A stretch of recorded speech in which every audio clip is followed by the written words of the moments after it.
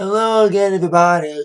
Zach Attack is here with a very different video today, and a very sad video today. As I give you my thoughts on the news coming out that a wrestling legend, or should I say, a wrestling icon, is set to retire following a neck injury that is now proven to be career-ending.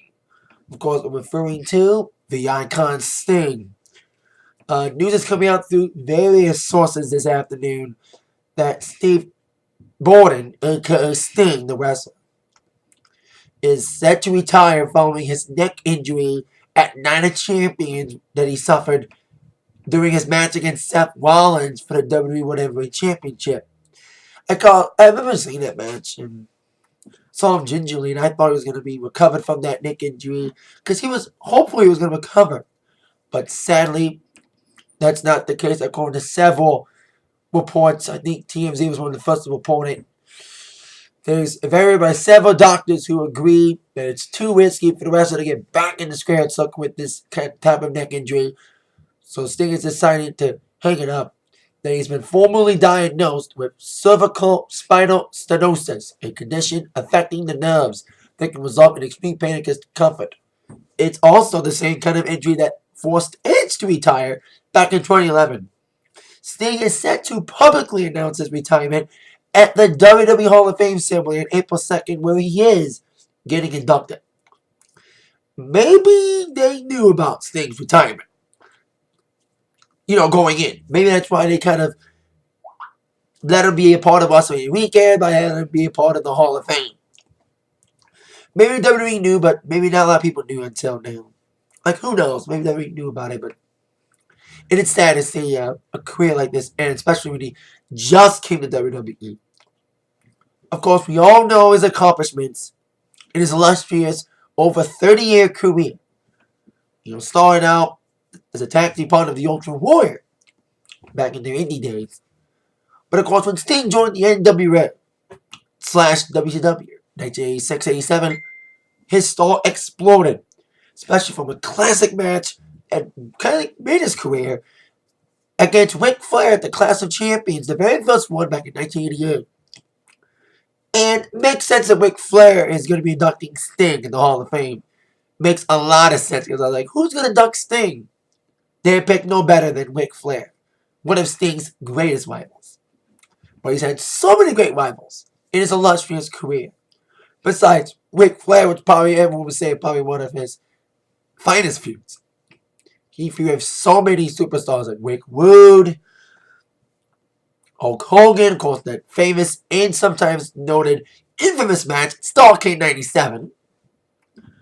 Even Goldberg at one point during the later years of WCW.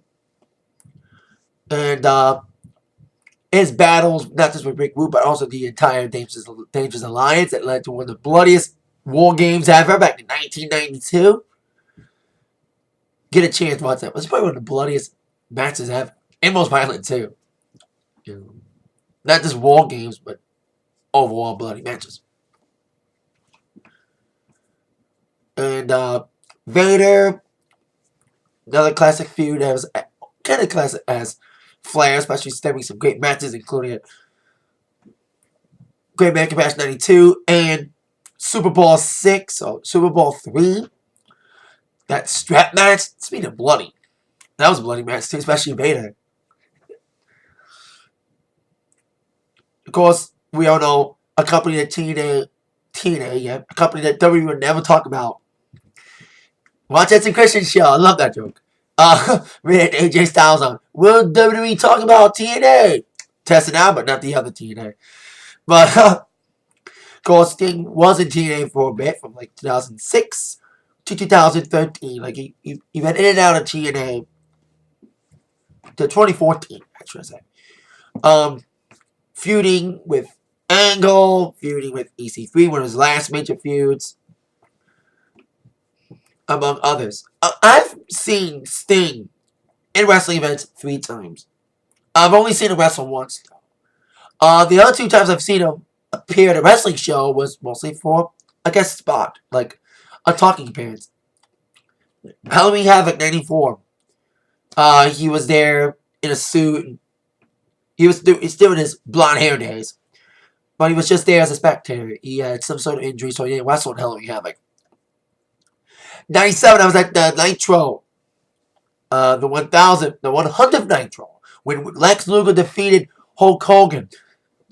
And I've said on this video, on my shows various times, that seeing Shane return and Hogan wrestle Rock was one of my favorite moments to be there live.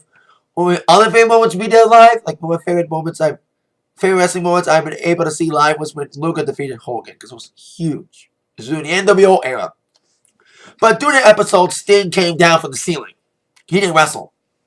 So I did finally get to see Sting wrestle when Sting wrestled, I think, Matt Morgan at TNA Slammiversary of 2009. So I got to finally see Sting wrestle live. And I know a lot of people may not be able to see Sting wrestle live, and it's kind of sad. But you can relive all those matches. Of course, the ultimate sad thing is we're never going to get that match that we've been dreaming about. We're never going to get Taker and Sting now. That's the sad part of all. That not only will we not see Sting wrestle anymore, but also we're never going to get that dream match. Sting against Taker. The match that we all wanted to see happen. The phenoms of both WWE and WCW. We never get to see that match. Never got to see it. It never will. So, that's the only sad thing about this. But Sting's had a lofty career. And I don't think Seth Rollins should be blamed for the injury. I know a lot of people be pointing fingers at Seth Rollins. And also, it's also not only sad to see Sting retire and not be able to see Taker, but also not see him get a WWE pay-per-view win. He wrestled 2 times on a pay-per-view and lost both times. I know a lot of people have their opinions about Sting being in WWE. The reason why he didn't sign was when he saw a lot of people get buried coming from other companies. Well, guess what? He became one of those statistics, sadly. But at least, even with that aside, it was still cool to see WWE have Sting at least in 2 matches. And his only win was on a wall in a 6-man tag right before Night of Champions. So, at least he got to win 1 match in WWE, too, but it wasn't on a pay-per-view. Especially WrestleMania. So I was stunned when Triple H won last year at WrestleMania. I thought Sting would have won that one. But, at least Sting got to wrestle at WrestleMania. At least he got to wrestle for WWE at some point. Politics and BS aside. I know I have a Seth... sad that I have a Seth Rollins cup right now. I would have done for my boy if I was... Because I don't know if I was making... I don't know if I was going to make a video or not about this, but I am. So if I would have known, I would have put my Ultra Warrior glass in for a partner. But don't make fun of me. This is the guys I pulled into. Seth Rollins Cup. The guy that sadly Sting got injured doing his match. But here's to you, Sting. Thank you for an amazing over 30-year career. If this is it, man, you deserve everything, my man.